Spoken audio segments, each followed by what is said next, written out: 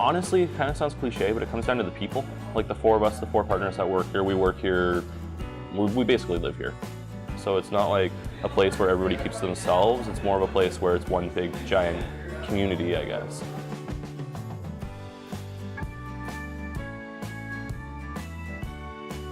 We used to play like a lot of board games and D&D games at our friend's house. Patrick and I, my partner, were sitting there just waiting for more players to show up or something like that, and then we're like, why don't we just open something like the Toronto Board Games Cafe? And that was literally the inspiration for it. Patrick and I started writing a business plan in one of the local cafes, and then we went to Kickstarter.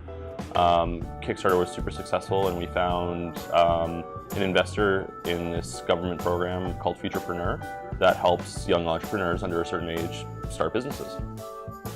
And they were so impressed with our business plan, they actually helped us with a little bit more funding than what is usual for a restaurant.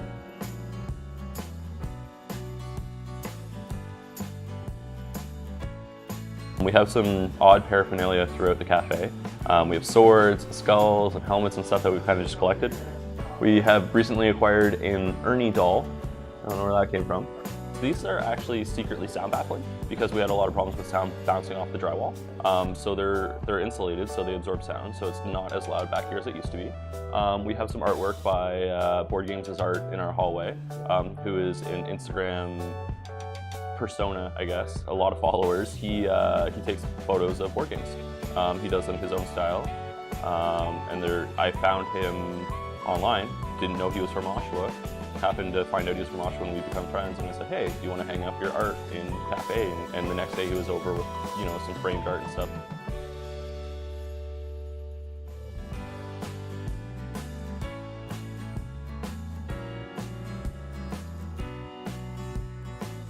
You know, for instance, you want to play D&D for the first time, which is Dungeons & Dragons for those that don't know what D&D stands for. We can introduce you to somebody that can show you how to play. Right now, we are pushing Mondays for more D&D because we have one or two groups that come in every Monday now to play D&D because it's overgrown the Wednesdays. We ran out of space on Wednesdays. If we were going to expand, we've talked about it a lot. I think it would be more of a, first get us a bigger space, and then maybe a place in a different town, like a franchise, if you will. But I feel like our next step would probably be more square footage. Come hang out, come try it out. Even if board games aren't your thing, you know, come check out the space, have a coffee.